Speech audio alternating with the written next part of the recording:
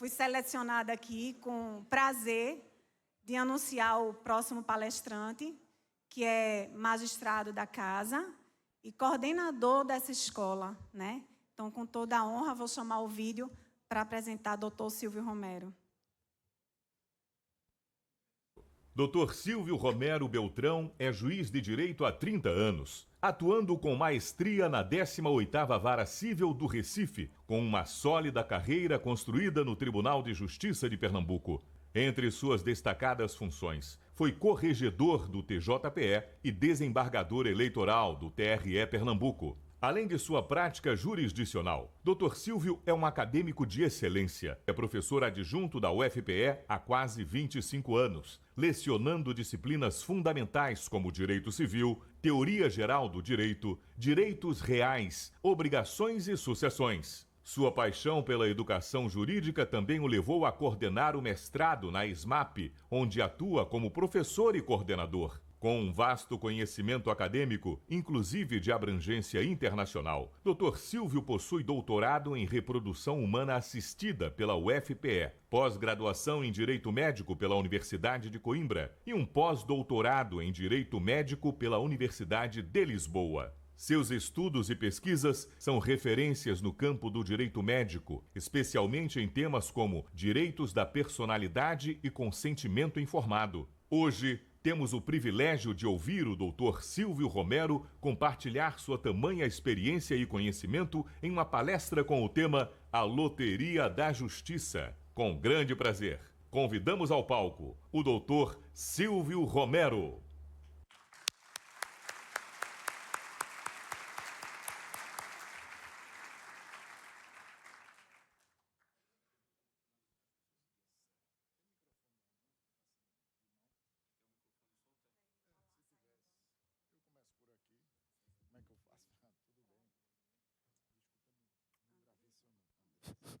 Oi. Como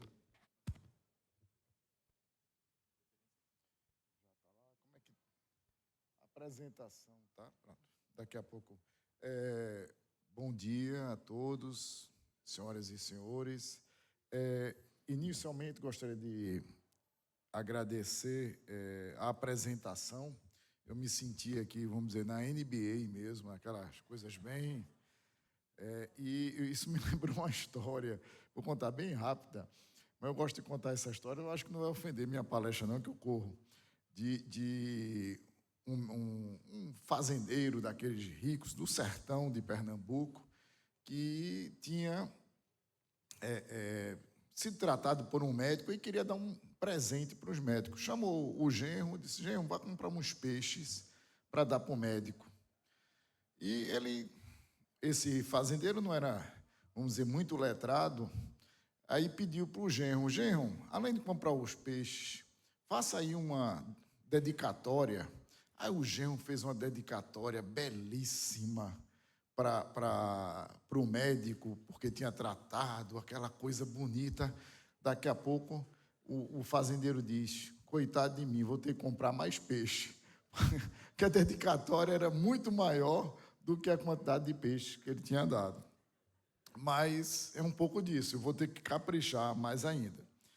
Mas, inicialmente, eu gostaria de agradecer a diretoria do Sindojus, que é responsável por vamos dizer, esse brilhante congresso, que já começou grande, porque no ano passado, acredite, no ano passado, a gente teve a presença de Marcos, de Roberto e também de Glaucio, aqui na escola, com o desembargador Bandeira, dizendo, eu quero reservar o mês de setembro. Era uma coisa inédita, porque eles reservaram com mais de um ano de antecedência. E a gente deixou essa data aqui reservada, era a única atividade que a gente tinha em 2024 confirmada, era esse evento, pela, vamos dizer assim, habilidade e destreza deles. Então, gostaria aqui de agradecer e cumprimentar Roberto Souto, Glaucio, Angelim e Marcos Albuquerque. Como eu chamo ele só pelo primeiro nome, eu tinha que ler, porque eu esqueço o sobrenome. E aí, deixa eu ver se eu posso passar para cá.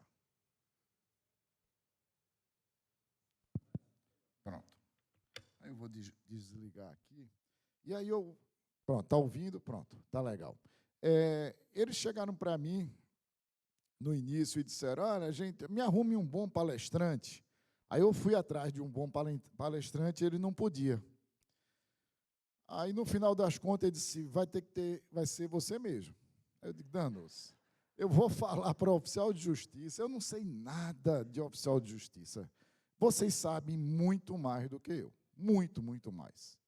E aí eu disse, olha, eu tenho uma palestra que eu gosto, que é uma palestra que eu estudei esse assunto na pandemia e enfrentei esse assunto. Eu gosto desse assunto. Eu vou falar da loteria da justiça. E aí a gente começa essa palestra. Deixa eu só colocar aqui eu tenho sempre uma fila, porque eu não memorizo os slides que vêm em seguida. Essa palestra ela foi toda montada como minhas preocupações na época da pandemia. E a partir da leitura desse livro, de Richard Taylor, que é Comportamento Inadequado, Misbehaving. E uma coisa assim interessante sobre isso é que, como foi dito no meu currículo, eu tenho um mestrado, doutorado, pós-doutorado, e confesso a vocês, eu não aguento mais ler direito. Não aguento. E aí eu comecei a ler sobre economia. Comecei a gostar de economia, vou ler economia. Porque você cansa. Eu sou professor há 25 anos, dando aula, aquela coisa, você cansa de ler coisas jurídicas e trabalhar todo dia com isso. Aí eu disse, eu vou ler economia. E aí o primeiro livro, que não foi esse que eu peguei, foi Nudge. Eu cheguei assim, eu vou ler agora Prêmio Nobel. Não vou, para começar, tem que começar logo pelo melhor. E um deles também, que é Richard Taylor, também foi Prêmio Nobel de Economia, ele fala justamente dessa questão do comportamento inadequado. E a gente começa aqui fazendo uma seguinte indagação. Por que a gente paga mais caro por uma cerveja na praia, ou por uma cerveja num lounge, numa boate, quando a gente sabe que o preço dessa cerveja vendida no supermercado é um, vendida na praia é outro, vendido num local muito chique é outro, e por que a gente escolhe pagar, às vezes, tão caro por um produto que é muito, vamos dizer assim, muito barato e está num local chique? Eu começo com essa indagação. Às vezes eu dou sempre um exemplo meu, uma vez eu estava em Nova York, no hotel, e um amigo meu disse, vamos tomar uma cerveja ali? Eu disse, eu não sou de tomar cerveja, mas eu tomo uma dose de uísque. E eu pedi uma dose de uísque, e a dose do uísque foi $30. Multiplique por 5 por baixo, a gente vai dizer que a gente pagou R$150 numa dose de uísque. Eu fiquei revoltado. Mas por que eu paguei? Claro, alguém vai dizer, eu estou em Nova York, eu estou num lounge, eu estou num local diferenciado. Mas eu deixo essa pergunta aqui, que eu não vou responder agora. Mas eu vou colocar aqui uma outra pergunta. Tudo isso aqui para a gente analisar como é o comportamento humano. Essa questão está nesse livro. Imagine vocês que uma pá, como tem aí, uma pá de neve, ela custa $15. Mas, após uma forte nevasca, vamos dizer, nevou muito, o preço dessa pá de neve passou para $20.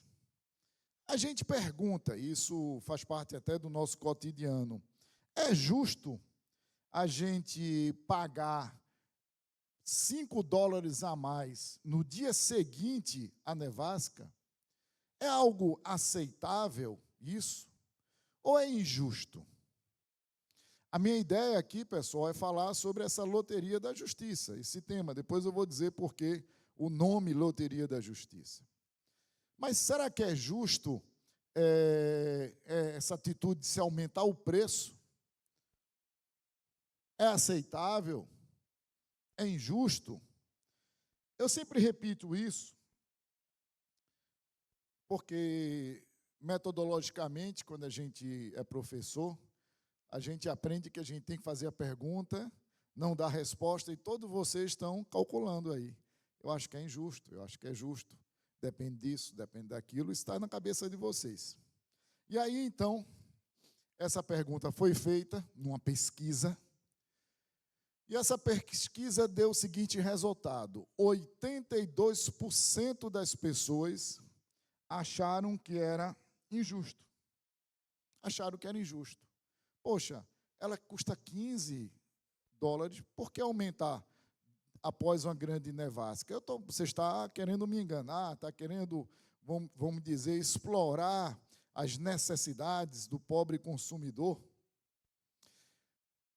Alguns disseram que era aceitável, mas essa mesma pergunta, ela foi feita a economistas. Então, como é que um economista, ele diria se é justo ou não? A primeira regra que a gente aprende de economia, mesmo não sabendo nada de economia, é a regra da oferta e da procura. Ora, se muita gente, naquele momento, estava à procura das pás de neve, evidentemente, o preço vai ter um aumento. E esse aumento de preço se dá justamente com o aumento da demanda, que faz com que, quanto mais pessoas procurem um produto, esse produto vai ficar mais escasso. E a economia fala de escassez. Então, o que acontece com o preço? O preço vai aumentar o suficiente para que todo mundo que esteja disposto a pagar a quantia compre uma pá. Então, aumentar o preço é a única maneira de garantir que as pás de neve acabem sendo adquiridas por aqueles que valorizam esse produto. E aí a resposta em relação à pesquisa, a mesma pesquisa feita para economistas, é que 76% das pessoas acham que seriam justos. Nós, vamos dizer, considerados seres humanos normais e não seres humanos econômicos, temos pensamentos divergentes dos economistas. Evidentemente que o economista vai dizer que o preço justo, ele é aquele preço que está condicionado à lei do mercado. O que Adam Smith falava da mão invisível do mercado, que é justamente o preço que o mercado determina para aquele produto naquele momento. E aí a gente pode pegar até um gancho para o oficial de justiça. O oficial de justiça, muitas vezes, quando vai fazer uma avaliação de um produto, ele vai ter que ver o preço de acordo com o mercado. E aí o mercado ele pode determinar outros valores. Mas nessa questão da pá, o que é que nos deixa irritado muitas vezes? E é porque a gente acha que é injusto. A gente acha que é injusto porque a gente vai pensando o seguinte: a gente está sendo enganado. Essas práticas parecem que são enganadoras, exploradoras vamos dizer assim, da nossa consciência, da nossa boa vontade. Então, essas práticas comerciais, e as pessoas odeiam nisso, é justamente se sentir enganado. E isso faz parte da ideia de economia comportamental. O nosso comportamento de acordo com o que a gente vê no mercado. E aí a gente vê muitas situações idênticas a essa da pá. A gente verifica muitas vezes guarda-chuvas, vendedores de guarda-chuvas que só aparecem quando chove. Isso é muito comum. Eu estudei em Lisboa, você saía, estava um sol muito bonito, daqui a pouco começava a chover. Quando você sai do metrô, já tem logo um pessoal vendendo guarda-chuva. Você é forçado a comprar por aquele preço. Então, isso é muito comum. As máscaras, na época da pandemia, subiram de preço por quê? Pela escassez e pela necessidade. Então, quantas vezes nós mesmos não chegamos... Isso é um absurdo o preço dessa máscara. E aí, agora, hoje, quando a gente vai comprar máscara, a gente olha assim, será que essa máscara presta? Está tão barata. A gente está pensando, será que isso presta? Está tão barato.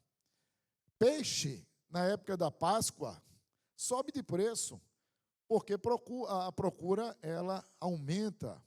Então, tudo isso, e aí a gente pode colocar até a questão também da própria energia elétrica, que ela sobe em alguns períodos. Mas, por que tudo isso acontece? Justamente isso ocorre porque o aumento da demanda leva à escassez da oferta, fazendo com que o preço suba. E, além disso, o valor das coisas está na satisfação que se conferem às pessoas. Então, os preços aumentam, e vocês daqui a pouco vão entender o que é que tem a ver isso com justiça. Porque eu vou mostrar isso para vocês. Então, quem é que tem mais satisfação? Eu prefiro chegar seco em casa, e por isso eu vou comprar um guarda-chuva, ou eu não me importo, deixa molhar, eu não vou comprar o guarda-chuva.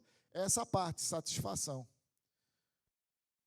A satisfação que você tem. E aí eu vou trazer um caso, também objeto de pesquisa, das bonecas Cabbage Patch. Essas bonecas viraram moda nos Estados Unidos num determinado momento.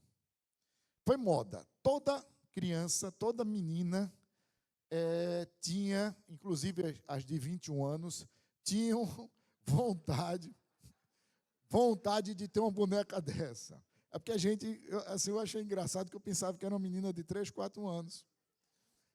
Aí eu comentei, disse, não, do jeito que ela falou, depois disse 21 anos, eu disse, o pai está com a razão, te vira. Estou brincando, posso estar errado aqui, não me julguem nesse momento. Mas essa boneca Cabbage Patch virou moda.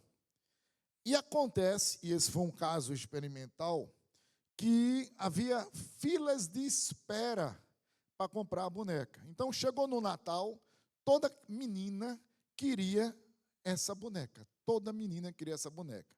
Acabou. Não tinha mais boneca. E aí, fila de espera, não tem, imagine, chegar em casa, Natal, você compra outra boneca, que não era que a criança queria, compra outro brinquedo. A menina, não queria isso, eu queria a boneca tal, choradeira, você prometeu. A gente sabe como é criança. Mas aí o dono da loja, por acaso, encontra uma dessas bonecas num canto, despercebido. Então, ele tem uma lista de espera com mais de 50 pessoas. A quem ele vai vender? Ele vai vender ao primeiro da lista de espera, ele vai vender a quem der mais, quem pagar mais, ele vai vender aquela pessoa mais humilde ou mais necessitada. Qual vai ser a regra que ele vai colocar para essa venda? Qual vai ser a regra? Vejam que aqui eu estou tocando já no assunto justiça. Qual é o elemento que vai dizer que é justo para que ele venda essa última boneca? Então, vamos dizer, nesse caso, que ele disse o seguinte, eu vou fazer o seguinte, olha, tem muita gente procurando, eu vou fazer um leilão dessa última boneca. Quem pagar mais, leva. E aí, a gente pergunta, esse leilão de quem pagar mais, leva, é justo? Ou é justo ele fazer um sorteio? Dos 50 aqui da lista de espera, eu vou sortear. Ou eu vou fazer um leilão? Feita essa indagação, nessa pesquisa, o leilão da última boneca, foi dito que era injusto. Era injusto fazer o leilão da última boneca. Aí a gente diz assim, mas por que injusto? Por que injusto? As pessoas que responderam essa pesquisa diziam que, será que é porque a boneca vai para a pessoa mais rica? Não vai, talvez, para a pessoa mais necessitada? Será que é porque o dono da loja vai extrair cada centavo possível de um pai ou de uma mãe desesperada para dar um presente de Natal para o filho? Será que é por isso? Ou seja, o julgamento das pessoas, nesse caso, de um leilão, que é uma forma de se fazer justiça, quem quer mais, quem precisa mais, paga mais. Essa fórmula foi dita que era injusta. Mas aí mudaram a pergunta. Mudaram a pergunta. E se eu disser que o valor arrecadado por esta venda da boneca vai para a Unicef? Ou seja, o valor arrecadado ele vai ser doado para a Unicef, para comunidades pobres, para programas assistenciais. O que é que as pessoas vão dizer? Ah, agora é aceitável. Agora é aceitável. Mas vejam só, pessoal, a boneca vai para a mesma pessoa, o preço vai ser o mesmo, mas mudou a perspectiva. Ah, não, porque agora não é um empresário que vai enriquecer às custas do sofrimento de um pai e de uma mãe. Não, agora isso aqui é uma questão beneficente. Mas no final a gente verifica que a boneca, ela vai ter o mesmo preço e quem vai ganhar vai ser a mesma menina de um pai rico. De um pai rico. E o que é que a economia comportamental diz sobre isso? O que é que Richard Thaler diz sobre isso? Em muitas situações, a justiça percebida de uma ação depende não só de quem ela ajuda ou prejudica, mas também de como ela é formulada. Muitas vezes, o que é justo ou injusto depende da forma que ela é formulada. Depende justamente se ela está ajudando ou prejudicando. E nesse caso aqui, a forma mudou. E essa mudança fez com que o mesmo produto, com o mesmo preço, comprado pela mesma pessoa, vendido pela mesma pessoa, saísse de justo para injusto. E aqui me fez recordar uma questão muito interessante. Muito, muito interessante. Eu tenho um condomínio em Gravatá, que eu tenho uma casa, e também no meu no prédio que eu resido, tem essa questão. Se você pagar antes do vencimento, ou até o dia do vencimento, tem um desconto de R$100. Acho que muitos de vocês já ouviram falar isso. Ou seja, desconto de R$100 no valor da prestação, caso a mesma seja paga no dia do vencimento. Todo mundo gosta disso, acha justo ter o desconto de R$100. Evidentemente que, se passar do vencimento, o preço vai ser o preço sem desconto. No caso aqui, se você pagar no dia do vencimento, R$1.050. Se você pagar após o vencimento, R$1.150. Sabe como essa coisinha surgiu? Surgiu com o Código de Defesa do Consumidor. Por quê? Antigamente, se você atrasasse uma prestação, você pagava 10% de multa. 10% de multa. E aí veio 10% ou 20% de multa, isso era variável. E veio o Código de Defesa do Consumidor e disse, olha, a multa agora é de 2%. A multa de 2%, ela não, vamos dizer, não tinha um impacto, não provocava com que a pessoa pagasse em dia. Como é que eu vou fazer com que a pessoa pague em dia se a multa é tão pequena, é só 2%. Aí inverteram. Eu vou dar um desconto de R$100, ou vou dar um desconto, em tese, de 10%. A média ficou de R$100. E nesse desconto, eu botei R$100 aqui para ficar bem parecido, bem próximo dos 10%, apesar de não ser 10% essa matemática aqui, mas essa ótica ela foi utilizada justamente para dar uma satisfação à pessoa que vai pagar, para que ela pagasse em dia. Por quê? Porque não havia mais aquela, vamos dizer assim, coerção da multa. Mas se a gente observar, a multa, quando você diz, olha, o valor do produto é 1.050. Se você não pagar, você vai ter uma multa de R$100. O valor, até a data do vencimento, é 1.050. Se não pagar, vai ter uma multa de R$100. Todo mundo diz, isso é um absurdo. Isso vamos dizer assim, uma violência. Se a gente observar, pessoal, os dois são iguais. Eu não tenho como voltar. Não vou nem tentar, para não dar um creu aqui. Mas são iguais. O desconto de 100, pronto, voltou. O desconto de 100, se você pagar na data do vencimento, e a multa de 100, se não pagar na data do vencimento, nesse caso aqui, são iguais. O que é que se alterou? Eu vou tão somente alterar o valor final do produto. É a mesma coisa.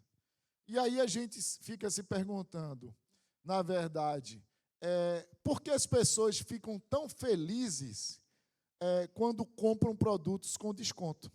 Por que elas ficam tão felizes? E por que essa fórmula funcionou? É porque as pessoas, em regra, têm aversão à perda. Ninguém quer perder. Então, as pessoas que entendem de economia comportamental sabem disso. Então, colocar uma expressão Black Friday, promoção, isso gera no nosso organismo a mesma coisa que uma mãe sente ao amamentar uma criança, que é a criação de um hormônio chamado oxitocina, que é o hormônio do prazer. Chama-se de, vamos dizer assim, até a pílula do amor, porque ele dá essa satisfação. Por isso que, além disso, os descontos criam uma sensação de felicidade ao liberar oxitocina. Então, geram excitação e fazem os clientes se sentir mais inteligentes porque economizaram dinheiro. E eles ficam mais felizes. E aí vem aquela explicação de muitas vezes a gente está com um problema, uma insatisfação, a gente vai para o shopping fazer compras. E a gente sai mais satisfeito por conta desse hormônio. E as pessoas sabem disso. Mas, estou vendo que eu tenho que correr. Mas tudo isso que eu quero falar se baseia na ideia que eu quero falar do que é justo para vocês. Aquelas duas fórmulas são as mesmas. Só que uma chama multa e você fica com raiva, e a outra chama desconto e você fica feliz. E eu trago isso justamente para a gente discutir o que é justiça. Justiça, muitas vezes, como professor, me pergunta o que é justiça. Minha resposta é dar a cada um o que é seu. Isso é justiça. É tratar os semelhantes da mesma maneira e os diferentes de maneira diferente. Isso é justiça. Só que a justiça entra num paradoxo, porque todo mundo sabe o que é justiça, todo mundo tem a noção do que é justiça, mas é muito difícil a gente conceituar, definir, expressar de um modo universal e consensual o que é justiça. É muito difícil. Muitas vezes a gente não sabe dizer o que é justiça. Porque a justiça ela se faz de várias formas.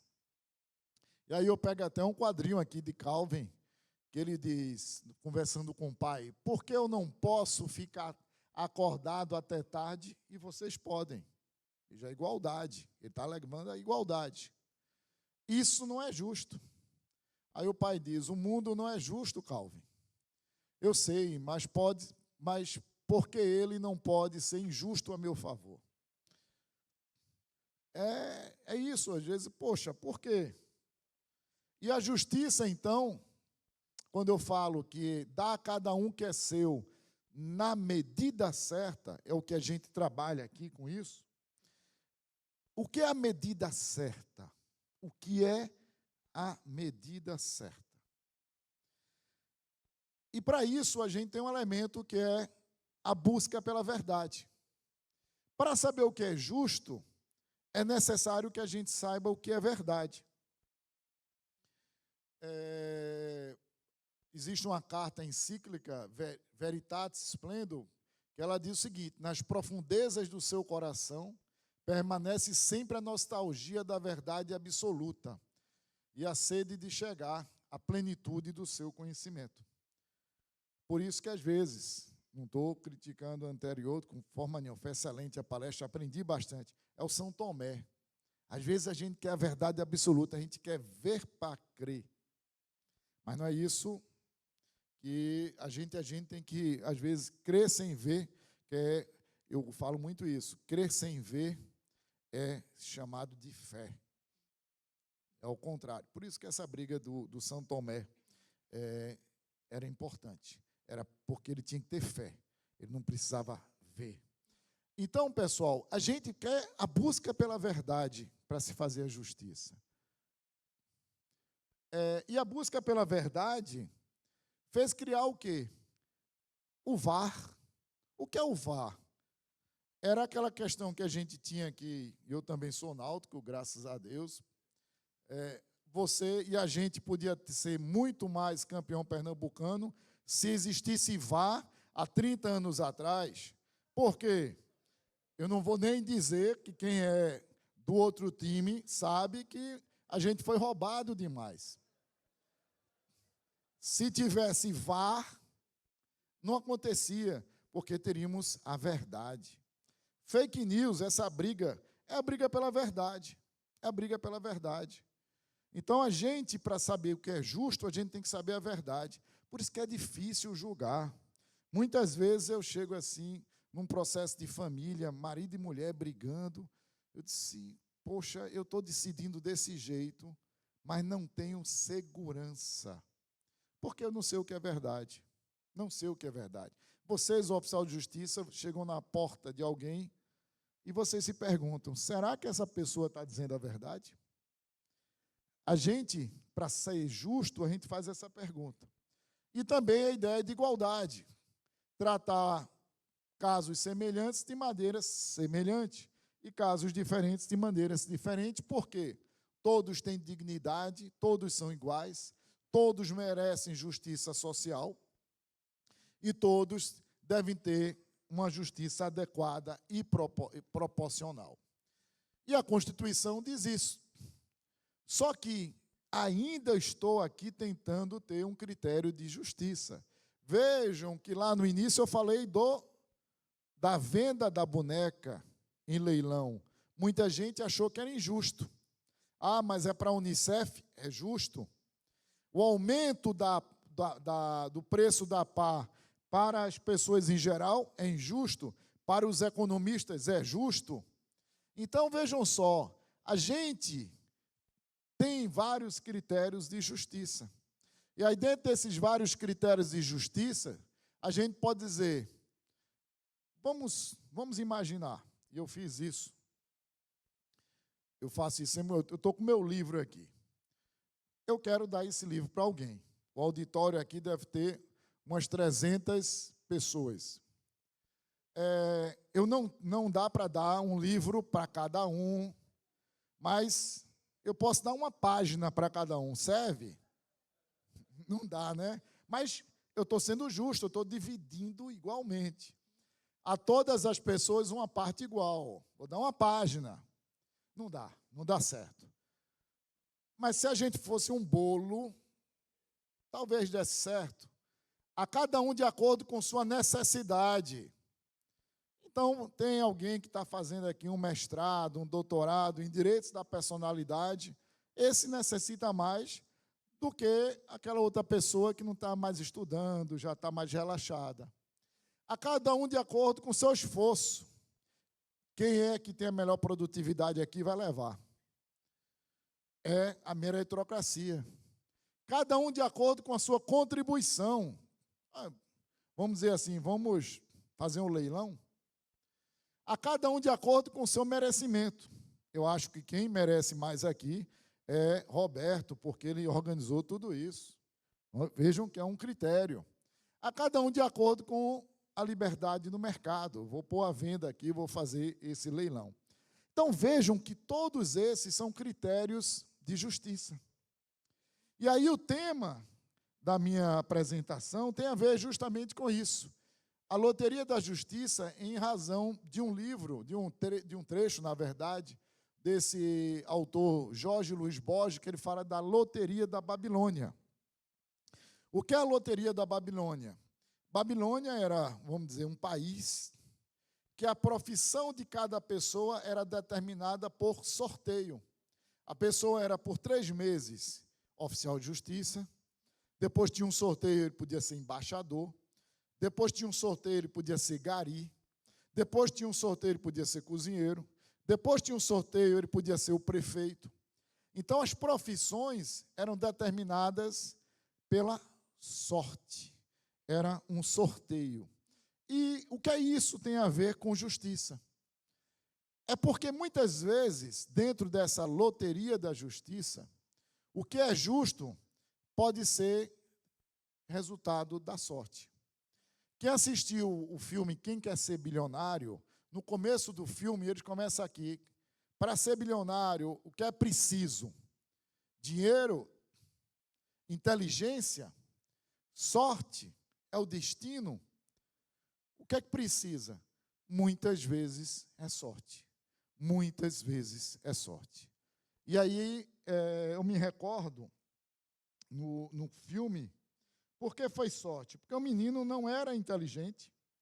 O menino ele tinha vindo de uma comunidade pobre e todas as perguntas que foram feitas a ele foram vividas por ele. Foram vividas por ele. Mas a última, a de 1 milhão, foi a única que ele não sabia. Foi a única que ele não sabia. E ele chutou e ganhou 1 milhão. Muito da nossa vida depende da sorte. Às vezes a gente costuma dizer, e vocês sabem disso, diga assim, olha, teu processo foi distribuído para a 18ª vara, que é a minha, por isso que eu vou. Aí você bota a mão na cabeça e diz, pelo amor de Deus, estou lascado. Aquele juiz não atende advogado, é chato, é isso aqui. E tem outros que dizem, pronto, caiu para fulaninho, ele é gente boa. E às vezes um é rápido, um é devagar. Muitas vezes o resultado do seu processo pode ser sorte. Pode ser sorte. E aí, o seguinte, também se pergunta, será que é justo que para um mesmo crime, pessoas com as mesmas características recebam penas diferentes? A gente tem distribuições, uma pessoa julgada pelo juiz da 10ª vara criminal tem uma sentença diferente de um juiz julgado pelo mesmo crime, com as mesmas circunstâncias, pelo juiz da 7ª, da 8ª, da 9ª. Será que isso é justo? Penas diferentes para pessoas que cometeram crimes iguais? Ou seja, que exatamente o que eu não estudei também caiu na prova? Muitas vezes você estudou bastante e o que caiu foi o que não estudou, que o meu processo tenha sido distribuído para o juiz mais conservador, que eu tenho um advogado pago pela defensoria, ou seja, patrocinado por um grande escritório. Então, muitas vezes, o sentido de justiça, ele é muito variável de acordo com a sorte. John Rawls, quando ele fala no livro dele da teoria da justiça, ele diz expressamente, a distribuição das vantagens e desvantagens irá depender da família que nos criou e das escolas onde estudamos para desenvolver nossas habilidades. Ele diz que muitas vezes termos sorte de nascermos naquela família, com aqueles pais, recebermos aquela educação, termos estudado naquele colégio, é o que determina os nossos destinos.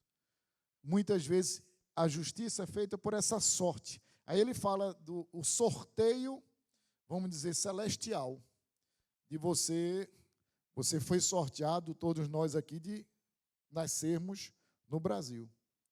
Se a gente tivesse sido sorteado para nascer na Suíça, lá na Inglaterra, na França, talvez nosso destino fosse outro. E, nesse mesmo sentido de loteria da justiça, Beauchamp e Childress, quando fala até de saúde, ele diz, ao tentar expor os princípios de justiça, eles parecem tão ilusórios quanto o método da loteria parece arbitrário. E pode ser impossível construir uma teoria da justiça abrangente e unificada que capture todas as diferentes concepções. Então, ele diz o seguinte, para a saúde é difícil você ter uma justiça em relação à saúde, porque todos os métodos que você utilizar pode ter uma interpretação injusta. Pode ter. É a questão do livro. Qual a melhor forma? É uma loteria, é sorteio. Às vezes, o sorteio é mais justo do que a meritocracia, mais justo do que outra coisa, porque são várias as fórmulas de justiça. Então, e sobre o risco do aumento do preço da cerveja? Ou seja, eu falei da cerveja, e eu diria, é o cliente achar que o preço é injusto, e se ele acha que o preço é injusto, ele vai achar que o empresário é ganancioso, ele vai atribuir àquele estabelecimento um mau conceito. Então, o valor das coisas está na satisfação que é conferida às pessoas, aquela satisfação de bem-estar que a gente tem. A partir do momento em que a gente está insatisfeito, essa insatisfação é maior, naturalmente a pessoa não voltará a consumir aquele produto. Ou seja, se é justo ou não cobrar mais por cerveja porque está sendo vendida num local mais chique, se não der satisfação para a gente vai dizer que é injusto. E com isso, eu termino dizendo que minha consulta foi feita através desses livros. Aí eu dou um pausezinho, porque vocês gostam de tirar foto, que foi o livro, tudo isso eu li na pandemia para construir essa palestra. Pronto. E muito obrigado a todos, desejo sucesso.